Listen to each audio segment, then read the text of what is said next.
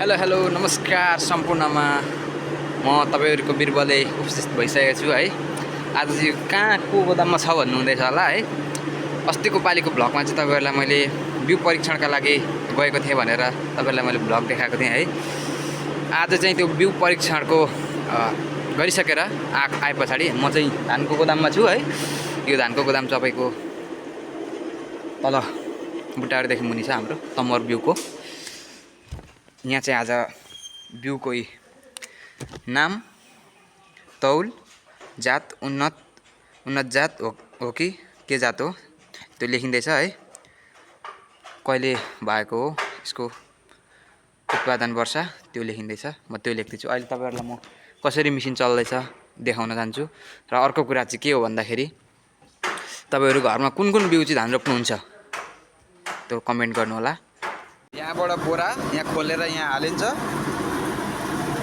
यहाँ हाले सँगसँगै तपाईको यहाँ जान्छ।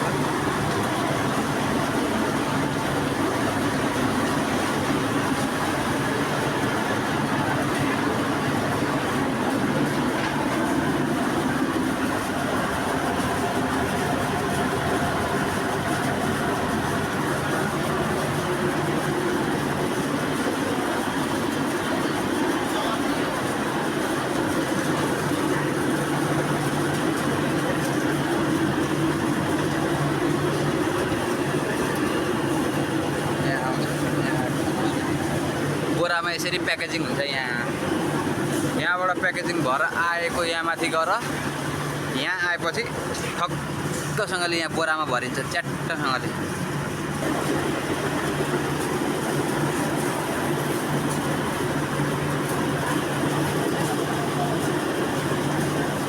बोलु Aduh, bobo.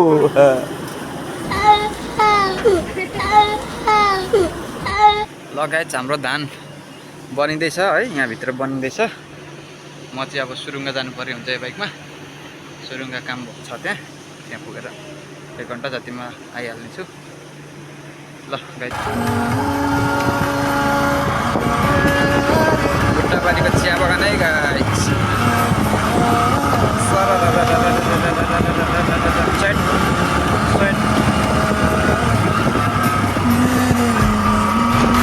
ल है गाइज मैले चाहिँ यो भाइलाई 10 दिएर यहाँनिर यस्तो बनाउन लागिरहेको छु ट्याङ्गेको स्टाइलमा। किनभने भाइ पनि ट्याङ्गे जस्तै रहेछ क्या ठ्याक्कै। त्यही भएर क्या गाइज हेर्नु त ठ्याक्कै भाइको अनुहार मिल्छ कि मिल्दैन कमेन्ट गर्नु त गाइज। ल ठ्याक्कै।